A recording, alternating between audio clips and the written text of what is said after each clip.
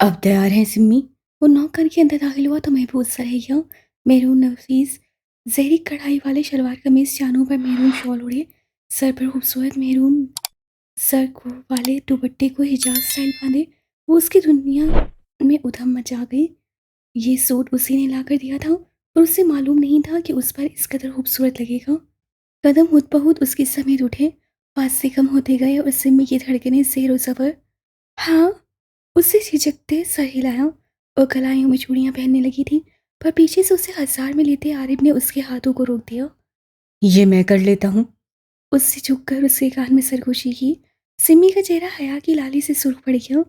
उसकी पुरहिद्दत झुलसाती गुर्बत से वो कसमसाती उस हजार को तोड़ने लगी, पर वो कहाँ उसकी ऐसी इजाज़त देता था। उसकी दुखती गर्म सांसें उसे अपने गालों पर महसूस हो रही थीं और उसके हाथों का लम्स अपनी कलाइयों पर उसे बुखला दे रहा था। गिफ्ट के तौर पर रुखसती की इजाज़त दे दे। चूड़ियां पहनाकर उन्हें अपनी उंगलियों की पोरों पर महसूस करते हुए उसे कहा, क्या बदतमीजी है आरी। वो गड़बड़ा गई। क्यों, आप आज कोई गिफ्ट नहीं देंगी? उससे हवा होते पूछा। सिमी ने मुस्कुराहट छुपाते नफे में सर हिलाया। ये तो मासूम शोहर के साथ ज्यादती है सिम्मी जी। उससे ना रूठेपन से कहा, कोई ज्यादती नहीं, दूर रहो। वो उसका हंसार तोड़कर सख्त लहजे में कहती दूर हुई। ये भी एक किस्म की ज्यादती है और मैं ज्यादती के खिलाफ हूँ। एक झटके से उससे उसकी कलाई पकड़कर खींचा। दूसरे ही लम्हे वो उसके मजबूत हंसार में फड़फड़ा गई। आरिफ।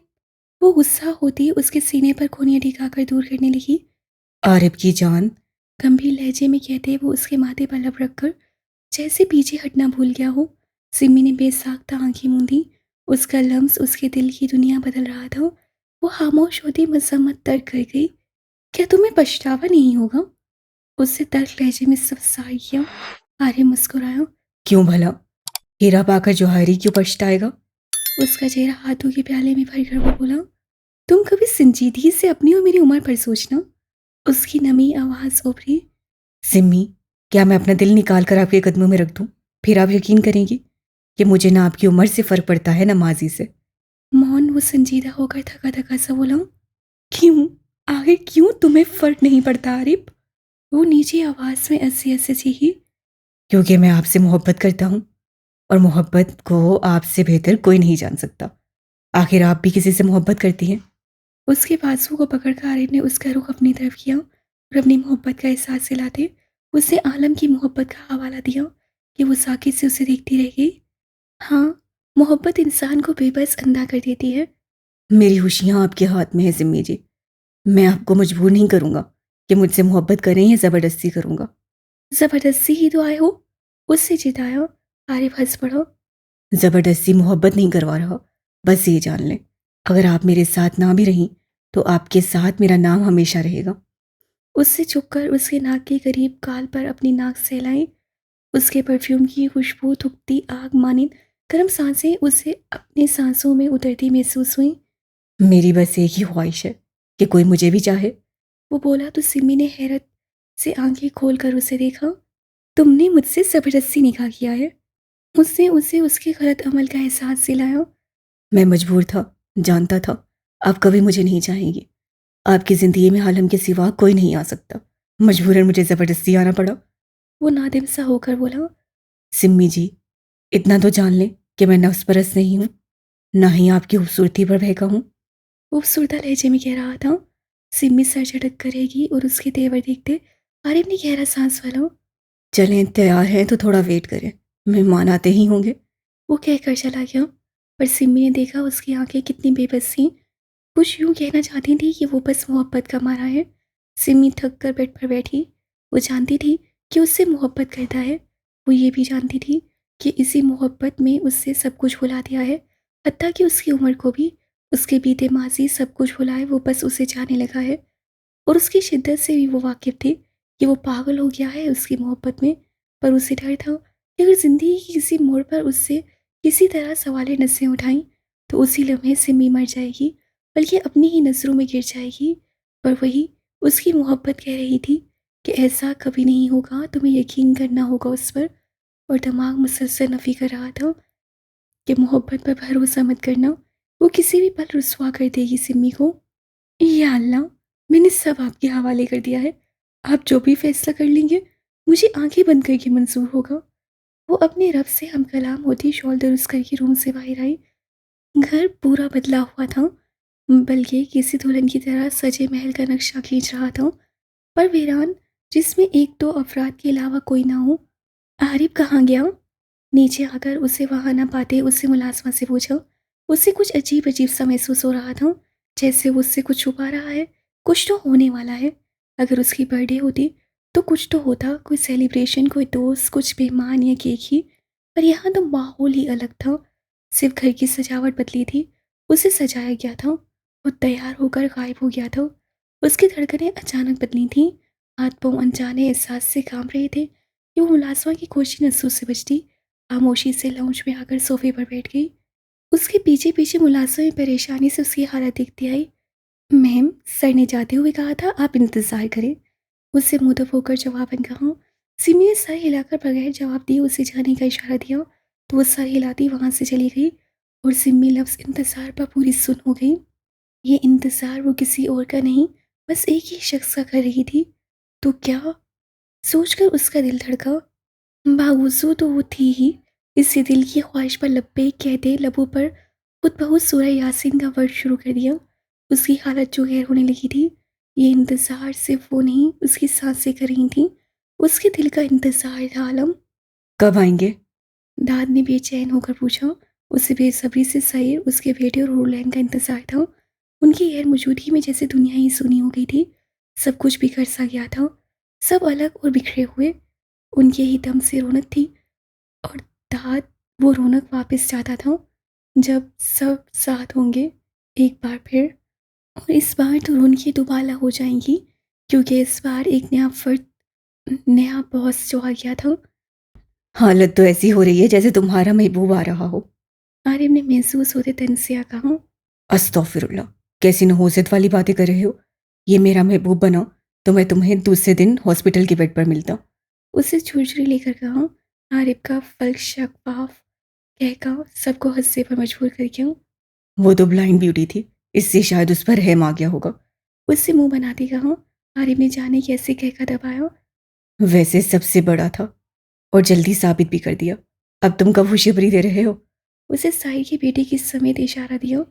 स, इस बार कहका लगाने की बारी दाद की थी। इंशाल्लाह एक दो दिन में। उससे आंख मारकर बेबाकी से कहा। आरिफ ने उसकी कमर पर धमोका चढ़ा। वो घर आकर उससे दूर हो गया। बेगैरत, पहले ही जख्मी हूँ। गुस्से से घूरते हुए बोला। आरिफ ने लापरवाही से कंधे उचकाए कि तकलीफ तुम्हें है, मुझे थोड़ी। वैसे तुझ पर मुझे तरस आता है। हमारी तरफ तो मजीद चंद खुशियाँ आ भी जाएंगी। तुम्हारी तरफ सारी उम्र मायूसी ही रहेगी। उससे हंसते हुए कहा। आरिफ का चेहरा मुतगैर हुआ। क्यों? वो फाड़ खाने वाले अंदाज से बोला। जाहिर है भाई, हाथ ही ऐसी जगह मारा है। टेका लगाकर बोलता वो कदरे मुहतात होकर फासले पर हो गया। और उसके मुहतात होने के बरक्स आरिफ के चेहरे पर मस्कीनियत तारी हो गई। दांत को जी भर कर उस पर तर्स और हमदर्दी महसूस हुई। तो फिक्र मत कर, मेरे पास ऐसे बाबा का पता है जिसके पास एक घर एक बार मसला ले जाएंगे। वो हमें ऐसा तवीज़ देगा कि तुम्हारे आने वाला खानदान उस बाबा को याद करेगा। हमें सिर्फ पानी में खोलकर उसे पिलाना होगा। देखना, दूसरे दिन वो खुद तुम्हारे साथ अपनी बहन रुखसत कर देगा। उसके कान में छुपकर सरगोश होना बोला। आरिफ की आंखें फैल गईं। कसम उठाओ, कसम को भाड़ में भेज, मुझे देख ले। तुम्हारी भाभी कहाँ मुझे घास डालती थी, आज देखो आगे पीछे होती है। मान ले, ये ऑफर चंद मिनट तक दस्तयाब है। ब्लैक पेंट कोट में नक्सक सा तैयार वो दाऊद अलीफ आज कुछ अलग ही मूड में था। आरिफ कशमकश में मुब्तला हो गया। ये तो हकीकी बात थी। नूर वाकई उस गधे को पहले घास नहीं डालती थी। कब तक मिलेगा वो? वो खस्याहट से बोला। दाद ने बामुश्किल उसकी सुर्ख रंगत पर मुस्कुराहट दबाई। क्या? उससे कहकर दबाते अनजान बनकर पूछा, जैसे सुनाई नहीं दिया हो। वही यार, वो साले साहब को मनाने वाला तावीज़। वो चिढ़कर बोला। दाद का दिल किया वो वहीं फर्श पर लेटकर उसकी हालत पर कहका लगाए। बेचारा शेर की गुफा में हाथ डालकर अब कैसे फकीरों की तर तलाश कर रहा था। इसे कहते हैं अब आया ऊंट पहाड़ के नीचे। वो भी एक नंबर का कमीना था। अब ऐसा मौका हाथ आया था तो जाने क्यों नहीं था। तुम्हें शाम तक मिल जाएगा। उसका कंधा थपथपाकर उसे हौसला दिया। आरिफ संजीदा उसकी बेगैरती कमीनेपन से अनजान सा हिला गया। और अब दाद को अपना उमड़ने वाला कहका दबाना था। इससे एक्सक्यूज़ करके वो कदरे दूर जाकर पूरी तरह हँसने की लगाने लगा। आते जाते लोग हैरत से उसे देखते मुस्कुरा रहे थे, जो कि आरिफ को बेवकूफ़ बनाकर अब पहले यहाँ अपने उबलते कहके लगा रहा था। अब ठीक है। गला खंगार कर उससे खुद को पुरसुकून किया और एक गहरा सांस भरकर टाई की नोट ठीक करते पुरवकार चाल चलता वापस आरिफ के साथ संजीदा होकर खड़ा हुआ। कहाँ गए थे? आरिफ ने चुपते हुए पूछा, क्या वो नहीं जानता कि वो किसके लिए यहाँ खड़े हुए हैं, जो ये मुहतरम यूं मुंह उठाकर चल दिए। यार, परेशान हो और मैं यूं मुंह उठाकर खड़ा रहूं? अच्छा लगता है क्या? गया था उस बाबा को तावीज़ का कहने। शाम तक रेडी चाहिए। उससे दोस्ताना लबो लहजा अपनाया। तुम्हें वो कैसे मिला बाबा? उससे कुछ चौंकते पूछा, दांत गड़बड़ा गया पर अपने दासवाद जाहिर होने नहीं दिए। वैसे भी वो धोखा देने में माहिर भररूपिया था। तुम नहीं समझोगे। दरवेश का दरवेशों से ही पाला पड़ता है। ज़रूर तुमने भी कोई नेकी की होगी, जिसके एवज़ मैं तुम्हें मिला हूँगा। उसे जबरदस्ती गले लगाते हुए बोला। दाद और दरवेश। आरिफ को बुरी तरह धचका लगा और कुछ कहता कि उसी समय फिजा में नुमादार होता मतलूबा तैयारा देखकर सबकी तवज्जो उस जानिब हो गई। कराची एयरपोर्ट पर तैयारा लैंड हुआ। बेचैन खड़े वजूद के चेहरों पर मुस्कुराहट बिखर गई तो उससे ही लम्हे दरवाज़ा खुला और सीढ़ियाँ सिरकती सफ़ेद फर्श पर आई। सामने ही सब इंतज़ार में खड़े बेताब मुस्तरिब थे। बस नहीं चल रहा था फ़ौरन से इन बेकार लम्हात को बीच से हटाकर उन्हें सामने ला दें। उन लातादार लोगों में उन सब के आगे मुस्कुराते चेहरों के साथ ब्लैक फोर पीस सूट में आरिफ दाऊद अलिफ थे। सीढ़ियाँ ज़मीन पर नहीं, जैसे उनके दिलों पर आई हों। उनके एहसासात तासुरात देखने वाले होंगे। आरिफ दाद को देखता कहका लगा उठा। यार, मेरी हालत ऐसी हो रही है, सच में जैसे मेरा महबूब आ रहा हो। दाद एतराफ़ करता अपने धड़कते दिल की तरफ इशारा करता बोला। मेरी तो हालत वैसे ही पतली हो रही है, जैसे साला नहीं बाप आ रहा हो। मैं पहला दामाद हूँ, जो अपने ही साले से डर रहा हूँ। उससे अपनी हालत का एतराफ़ किया और दोनों एक दूसरे को देखते कहका लगा उठे। चमकती आंखें सामने थीं, जहाँ सीढ़ियों पर उस लंबे चौड़े मजबूत वजूद ने मुतबस्सम बुरी नज़रों से देखते अपना भारी कदम पहली सीढ़ी पर रखे और पाकिस्तान की फ़िज़ा में अपने सगार का धुआं बिखेरा था। उन्होंने देखा और जैसे साकित रह गए। वहीं सैर सपाट बर्फीला अंदाज, वही पूरी आग मानी चमकती आंखें, वो पहले से कई गुना ज़्यादा वजीह मबहूत कर देने वाली पर्सनैलिटी के मालिक हो गए थे। उसकी जिसामत मज़ीद चौड़ी तवाना हो गई थी, जैसे कई हैवानों को मारकर उनकी ताकत उनमें समाई हो। उसके चेहरे का वो कट आज भी पूरे आप और ताब और गुरूर से झलक रहा था, जो उसकी शख्सियत का खुलासा था कि वो हैवान इंसान दोनों की खसूसियात रखता है। वो दोनों रूप रखता है। एक डबल फेस इंसान था, जिसके दोनों फेस नुमाया थे। दाद, कुछ कर वरना अब इसका एक मुक्का मुझे कब्र की सैर करवा कर आएगा। आरिफ की खौफसदा कपकपाती आवाज़ से माहौल का सहर तोड़ा। मोहनदान ने जैसे होश की दुनिया में कदम रखते चौंक कर उसे देखा और जब उसकी बात समझा मुस्कुराहट दबा गया। बहरहाल वो कहका लगाकर कोई गुस्ताखी वाला काम नहीं करना चाहता था। वो कई ममालिक का बादशाह बनकर उन पर सल्तनत करके लौट रहा था। ऐसे में क्या उसकी मौजूदगी में कहका लगाकर उस पर जाहिर करे कि आप जिस तरह कमीना दांत छोड़ कर गए वो वैसा ही है आपके सामने मौजूद। नहीं, वो अपनी खूबरू पर्सनैलिटी के साथ संजीदा शख्सियत से पेश होना चाहता था, एक तरह का रौब चाहता था, जबकि उसके बरक्स आरिफ को अब अपनी मौत वाज़िह नज़र आ रही थी। बेटा, अगर तेरे दरवेश के तावीज़ से काम नहीं किया ना, तो फिर देखना तुझे दरवेश से मरहूम का लक़ब कैसे दिलवाता हूँ। सरदार भरते आरिफ ने अपनी तईन धमकी दी। वो नाक से मक्खी उड़ा कर रह गया। मौन फिजा में गाड़ियों की आवाज़ें गूंजी। आरिफ और दाद ने पलट कर देखा तो कई गाड़ियाँ लाइन में खड़ी हुई और उनमें से brigadier general major Shahriyar IG एक साथ निकले। शेर को तो भूल गए। दाद को अपनी गलती का एहसास हुआ। तो फिक्र ना कर, इसे सब याद रहता है, बल्कि इसकी नज़र हम पर हमा वक्त रहती है। जासूस जो ठहरा। आरिफ ने मज़े से बताया। वो दूर से मुस्कुराता आ रहा था और दोनों को देखते फिजा में हाथ बुलंद किए।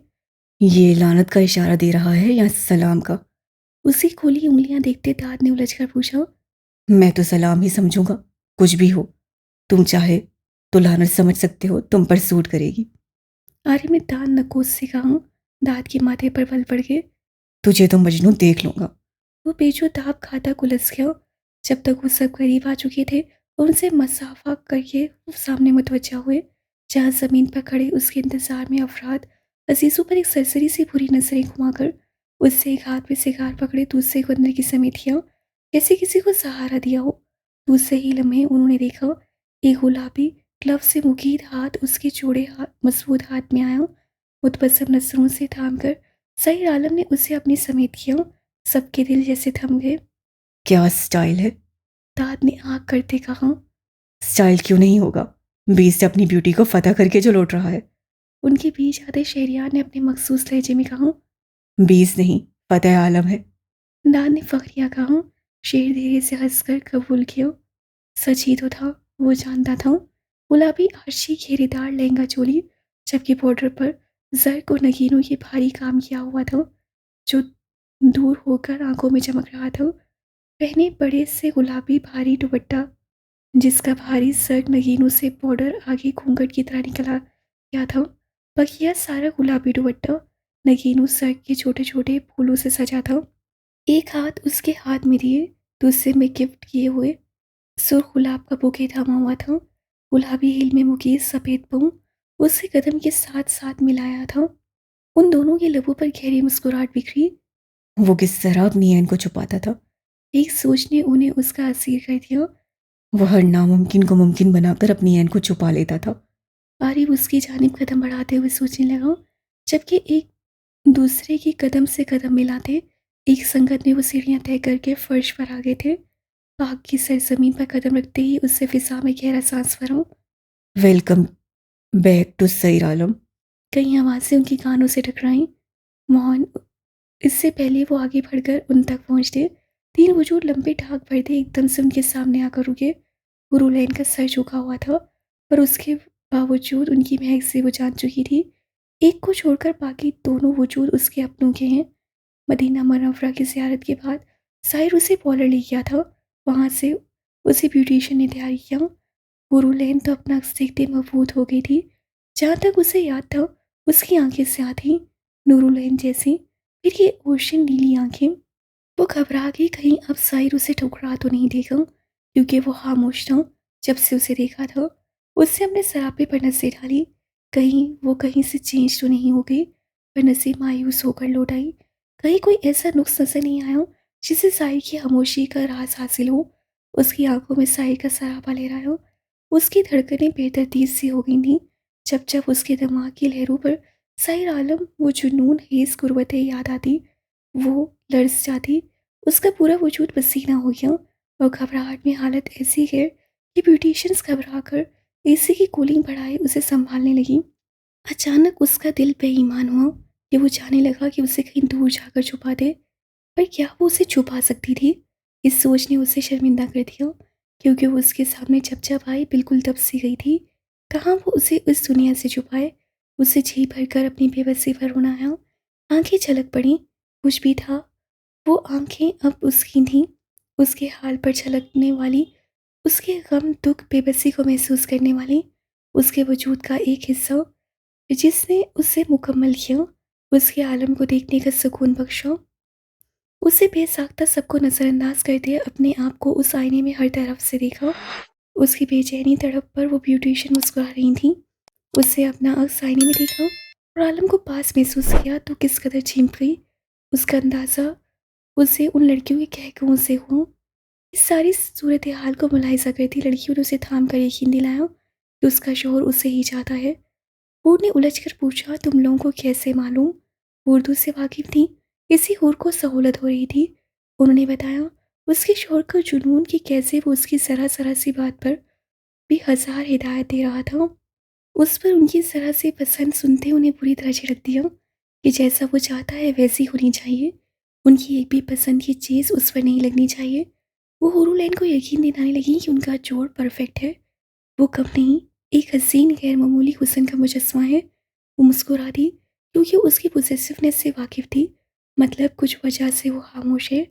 तैयार करने से पहले उसे उसके बेटे को दिया गया फीड करवाने के लिए। उससे देखा वो बिल्कुल अपने बाप जैसा था।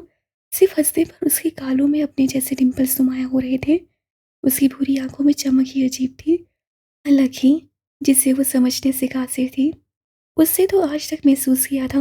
देखना और देखकर समझने का फ़न उसमें अभी नहीं आया था। तभी खामोश हो गई। अलबत्ता जब उससे फ़ीड करवा कर उससे प्यार किया और अपने बेटे की कलकारियों पर खिलखिलाने लगी, तभी फ़ौरन जिन की तरह एक दराज़-कद खातून नुमादार हुई, जो कि कब से उनके साथ थी, बल्कि उसके बेटे को सँभाल रही थी। उससे उसके बेटे को लेकर फ़क़्त इतना बोली, ये वो लड़का है, उसके बेटे की केयरटेकर। वो रोते हुए उसके बेटे को ले जाने लगी। जब हूर ने झपट कर लेना चाहा, तब वो रुक कर बोली कि सर ने जितना टाइम दिया है वो ख़त्म हो गया है, लिहाज़ा आपको मज़ीद प्यार करने के लिए वापस इस वक़्त का इंतज़ार करना होगा, जो सर ने सेट किया है। वो चली गई, पर गुमसुम खड़ी हूर तो अपने बेटे को देखकर खामोश थी, जिससे पूरी बात सुनकर अपनी माँ को देखते मुस्कुराया था। हूर का दिल धड़का। उसे लगा वो इतना सा बच्चा जैसे सब समझ गया है और अब उसे मुस्कुराहट से दिलासा दे रहा है। पर ये कैसे मुमकिन था? उससे अपने गलत ख्याल को झटका और वो पटक करेगी। उसे सईद से शदीद किस्म का शिकवा हुआ कि उसके बेटे से प्यार करने के लिए टाइम सेट किया है और वो जब चाहे, जहाँ चाहे, जिस वक्त चाहे उस पर अपनी मोहब्बत लुटाना शुरू कर देता है। ये कहाँ का इंसाफ था? ये तो सरासर जेलसी थी अपने ही बेटे से, जो हूर को शिद्दत से महसूस हुई। हूर को गुस्सा तो बहुत आया, पर उसके सामने आज तक किसी की चल सकी है जो उसकी चलती। वो खामोशी से तैयार हुई। तैयार भी क्या होना, सारे मेकअप को वो तरसती निगाहों से देखती रही। बस उसके बाल साइड की मर्जी से स्टाइल दिए जा रहे थे, बगैर एक बाल काटे। खूबसूरत आराशाराशवार लिबास पहनकर वो बिल्कुल छुप गई उसमें कि उसका एक बोर भी लोगों की नज़रों में आने से कासिर था। इतनी पोसेसिवनेस की वो शस्त्र थी पहली दफ़ा उसे लाकर उसके बगल में खड़ा किया गया, और शायद लाखों की तादाद में लोगों की मौजूदगी में उसका मजबूत बाजू जब घूमकर उसकी कमर में आया, उसकी धड़कनें साकित हो गई उसके लम्स पर। वो सुर्ख थी हया से, जिसकी लर्जिश से वो भी वाकिफ था, पर उसने कभी तवज्जो दी थी क्या, या उस पर उन बातों का असर होता? उसकी कैफियत से तो कभी अनजान नहीं रहा था, पर वही उसका सही आलम, जो अपनी ऐन के मामले में दुनिया की नहीं अपनी सुनता था, जो उसका दिल करता था। वो ये कभी बर्दाश्त नहीं करता था कि दुनिया की मर्जी से वो अपनी ऐन के साथ चले, बल्कि वो एक बीस्ट वही चाहता था जो उसकी ब्यूटी के लिए अच्छा था। वो होश की दुनिया में लौटी जब आलम से एक साथ गले लगते आरिफ दाऊद का कहका फिजा में बुलंद हुआ था। आलम ने मुतबस्सम नज़रों से आरिफ की आंखों में नमी देखी थी, जो अपने आलम को सामने पाकर पलकों पर आई थी। यहाँ आओ। उसे पीछे हटते देखकर उसे वापस अपने पास बुलाया और छीन कर पास आया, और एक छोटे बच्चे की तरह अंदर ही अंदर से सकता उसके चौड़े सीने में छुप गया। इतना कोई इंतज़ार करवाता है? वो शिकवा करने लगा। बदले में आलम ने मुस्कुराते उसके गिर्द गिरफ्त तंग की। वो हंस पड़ा। मैं भी एक किस्म की तड़पती महबूबा हूँ। दाद ने शिकवा किया। आरिफ कहकर लगा उठा। आलम ने मुस्कुराते उसे साथ लगाया। मेरी महबूबा बनने के लिए तुम्हारे जैसी नाजुक मिजाजी काम नहीं आएगी। वो बदले में अपने मखसूस गंभीर लहजे में बोला, जिससे हूर के कानों से धुआं निकल गया। जबकि इस जुमले से महसूस होते आरिफ और दाद का मायने है इस कहकों फिजाओं के सफूद हुआ, और उनके इस तरह के कहकों पर हुरलैन का वहाँ खड़ा रहना मुश्किल हो गया। वो कानों की लो तक सुर्ख हो गई। उसका दिल किया दोनों के मुंह पर काट से कहकर मुक्के बरसाए। बेशर्म कही के, भले सालों बाद आए अपनों से कोई ऐसा रवैया रखता है। वो सबको अपनी तरफ बढ़ता देखकर आलम ने आरिफ को एन को गाड़ी की तरफ ले जाने का इशारा दिया। वो दोनों मोतब सर को हम दे थे पुरुलैन के अतराफ में आए और झुककर उसके लहंगे को जरा सी चुटकियों में थाम कर गला खंगारते आदम की तरह अर्ज करते बोले। चले मलकाए आलम। उन्होंने आगे की समेत इशारा दिया और झीम पर दोनों के बाजू में अपने हाथ डाल दी। उन्हें खुशगवार हैरत में मुब्तला कर गई। उन्होंने पलटकर साहिर की जाने देखा, जहाँ वो उनकी तरफ मुतवज्जा ना होकर भी सर नजरों से उठ खड़ा था। जी, हम तो आपके कदमों में निछावर हो जाएं। चलें चलें, आपकी सल्तनत आपकी मुंतज़िर है। वो यकसुबार में बोले और आगे बढ़ गए। पुरुलैन सुर्ख सी दिल जहाँ खिलखिला जाए, पर साहिर की नाराजगी से सख्ती से लब भींचे चल रही थी। एक लंबी सी स्याह गाड़ी उनकी मुंतज़िर थी। गार्ड ने उन्हें गाड़ी की तरफ आते देखकर गाड़ी का दरवाज़ा खोला। क्या आपका हूर चेहरा हम देखने की जिसारत कर सकते हैं मलका? वो शरीर लहजे में बोले। हूर सटपटाकर नफ़े में सह हिलाती उन्हें मायूस कर गई। वो बीस तो यहाँ नहीं, फिर? वो चिढ़कर बोले। हूर अपनी जान बस से देखकर एकदम आगे बढ़ती उन्हें फुकलाए साकिन छोड़कर गाड़ी में अंदर बैठ गई। ये पहले से तेज नहीं हो गई? आरिफ ने सदमे से राय दी। ये तुम्हारी नागन बहन के करतूत हैं। दाद ने दांत पीसे। कोर, मैं तुम्हारा कजन जीजा। सदमे में डूबी आवाज आई।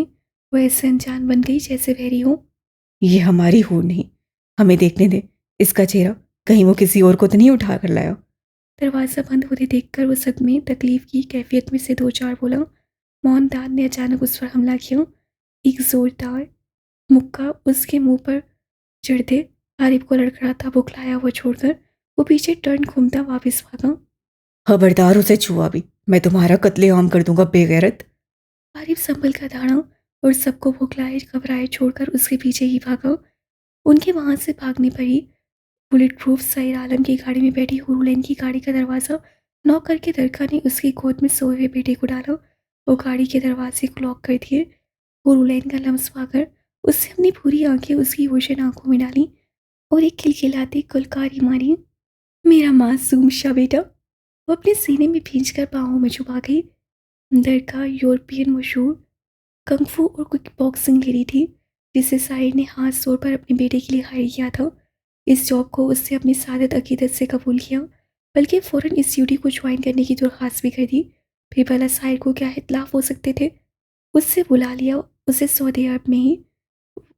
वो खींच खांच कर एक दूसरे को मारते गिरते पड़ते जब साहिर के पास पहुंचे तो वहां ढूंढने से भी उन्हें कोई छोटा पीस नजर नहीं आया।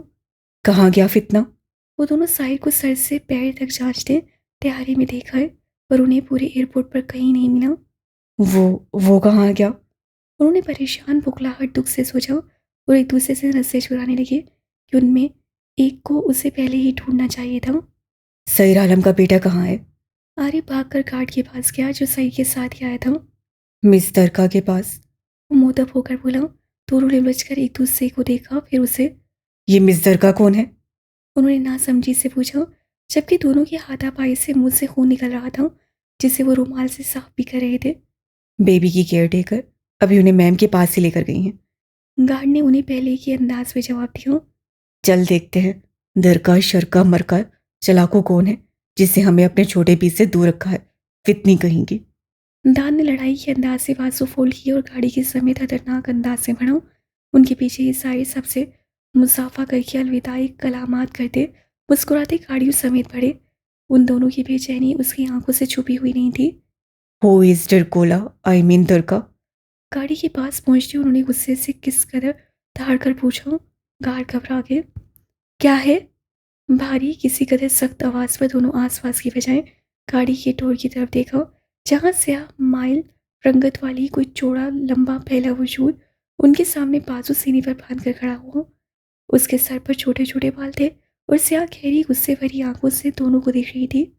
दांत आरिफ का हलक खुश्क हो गया उसे देखते। वो तो उनसे लंबा चौड़ा पहाड़ जैसा वजूद रखता था। दत्तर। आरिफ ने दांत को कंधा मारकर बोला। दांत ने सर हिलाते गला खंखारा और कदर शाइस्ती का मुजाहरा करते कहा। भाई साहब, हम मिस्टर कोला को ढूंढ रहे हैं जो हमारा भतीजा लेकर गायब हुई है, चुड़ैल औरत। बात करते हुए दरगाह के नाम पर गुस्सा हो गया। सामने वाले वजूद की आंखों में चिंगारियां भड़क उठी जिसे आरिफ देखकर दांत को ठोका मारकर मुतवजा किया। देखो भाई, हमारी आपसे कोई जंग नहीं, आप कोई भले आदमी लगते हैं। हम उस चुड़ैल डाइन भूतनी को ढूंढ रहे हैं जिसने हमसे हमारे जिगर का टुकड़ा छीना है। हमारी आहें लगेंगी उस फफा कुटनी को। दांत का बस नहीं चल रहा था। वो सामने होती तो उसका हशर नशर कर देता। समझती क्या थी वो उनके सामने उनके शहजादी को गायब करने वाली। उसे मालूम ही क्या था कितने तड़पे थे वो फितने के लिए। और वो मुहतरमा उड़का कर ले गई बीच से। तो भी कुछ बोल मिस ने। वो खामोश खड़े आरिफ पर चढ़ दौड़ा जो भुखला गया। हाँ हाँ, चुड़ैल कोई भटकी आत्मा होगी। उसे जैसे गड़बड़ा कर ताकीद की। मैं ही हूँ दरका। ट्रिकोला। बेबी की केयर टेकर। वो दोनों के चेहरे को देखती सीने पर बाजू बांधकर सुकून से बोली। दर हकीकत उसके लहजे में जब्त की चिंगारियां थीं। वो उर्दू से वाकिफ थी और उनकी सारी बातें भी अपने बारे में सुन चुकी थी। अच्छा मजाक है भाई, तुझे तो ठीक तरह से औरत की तरह बोलना नहीं आता। दान ने कहका लगाते उसके फूले बाजू पर हाथ मारा। वो सिर्फ देखती रही। आरिफ भी बेतहाशा हंसने लगा। वो सच कह रही है। दफातन आलम ने मुतवस्सब लहजे में दोनों के कंधों पर हाथ रखकर दरगाह की तारीफ की ताकीद की और उनके बीच से निकलकर डोल खोलकर अंदर गाड़ी में बैठ गया। उसके बैठते ही गाड़ियाँ एक दूसरे के पीछे वहाँ से निकलीं और अब वहाँ से सिर्फ आरिफ, दाद और दरका खड़ी थीं। Enjoy it. शेर ने गाड़ी में बैठकर उनकी हालत से महसूस होते कहका लगाया, साथ ही कहते आंखों पर सनग्लासेस लगाकर वहाँ से खुद भी निकल गया। जहाँ हसीन चेहरों से मुस्कुराहटें सिमट गई थीं, वहीं चेहरे का रंग भी साथ उड़ता नजर आया। दरका पुरसुकून नजरों से दोनों को देख रही थी। क्या बताओ, मैं हूँ ढरकोला। बहना, दाद के मुंह से शफकत भरी सिसकी निकली। हमारी मर्दनुमा बहना, आरिफ ने मान भरी पुकार लगाई। हमारी मासूम दरका। वो दोनों एक कदम पीछे लेते साथ सिसके। मैं इस अल दुनिया और जहां का मासूम वल बच्चा आपके अलिशान में वल गुस्ताखी करके माफी का अल तलबगार हूँ। मेरी मासूम दरका बहना। वो अब कप्पाए लहजे में कहता हूँ। दाद को एक कदम आगे छोड़कर पीछे हुआ। मैं बकरे की तरह मैं बनकर मेरी लाइनें बोल। बहुत सी इम्प्रेस की हैं। दाद की गड़बड़ाई मस्कीन सूरत के साथ कुछ बोलने में मैं करते देखकर उससे सरगोशी की। मैं अलहदीन का मासूम हो बच्चा आपके आलिशान में गुलिस्तान करके माफी का तलबगार हूँ। मेरी मासूम कोला। उसका नाम भूलकर पूरी तरह बौखलाहट का शिकार हो गया और दूसरा कहर उस कमीने पता नहीं क्या क्या बोला था। उसे जो समझ आया वो भूलता गया। अब उसका नाम भूलकर उसकी रंगत सर्द पड़ गई थी। जहाँ एक जस में ढोल लगाते आरिफ ने कहका लगाया था, वहीं दरका ने एकदम उसके गर्दन में बाजू डालकर उसे अपने शिकंजे में खींचा। बाजी मर जाएगा। दांत बोखलाकर वहां से भागता सदमे से आरिफ की रंगत देखकर बोला, यहाँ आओ, मैं तुम्हारी आलीशान में गुलिस्तान करती हूँ। उससे धाड़ कर दांत की कमर में बाजू डाला। आरिफ मुझे बचाओ। उसकी चीखें उरूज पर थीं। वहीं आरिफ उसके साथ घसीटता जाता मरने जैसा हो गया था। ये आलम ने किस गुनाह की सजा दी है? आरिफ ने फंसी फंसी आवाज में उठाई थी। बेगैरत कमीने, तुझे ही कीड़े ने काटा है जो हूर के बाजू थामे।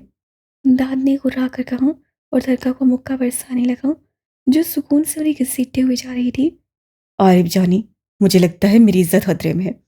दाद ने रोते हुए जैसे दाई दी। लानत हो तेरी इस सोच पर। आरिफ ने कुलस कर कहा और दोनों मासूमियत से दरगाह को देखने लगे, जिसे दाद की कमर में गिरफ्त इस तरह मजबूत की कि उससे अपनी हड्डियां टूटती मालूम हुई। मेरी बोनी का ख्याल रखना। उससे कहना उसका दाद उससे बहुत मोहब्बत करता था। उससे मसनूई सिसकी भरी। मेरी तो अभी रुखसती भी नहीं हुई। ए बहना, हम पर रहम कर। आरिफ ने दरगाह को देखते धाई दी, जिससे खूनखार नसों से खुरा। सर की तरफ ले चलो, वो भारी आवाज से बोली कि दोनों खौफसदा हो गए। हमारा मासूम बेबी। वो दोनों बेबी को याद करके सिसके, जाने कैसे गुजरेगी उस मासूम की। ये आलम ने कौन सी सजा दी थी अपने ही मासूम बेटे को। उनकी अभी सिसकियां मुकम्मल भी नहीं हुई जब दरका ने बेदर्दी से दांत को गाड़ी में फेंका। वो फौरन से खुद बैठकर आरिफ को अंदर की सीट लिया। बगैर दिक्कत के उसका दूसरा बाजू दांत की नसक गर्दन को दबोच गया। मिस्सी, मेसनी, मिस्सू जाना, कहाँ हो बेबी?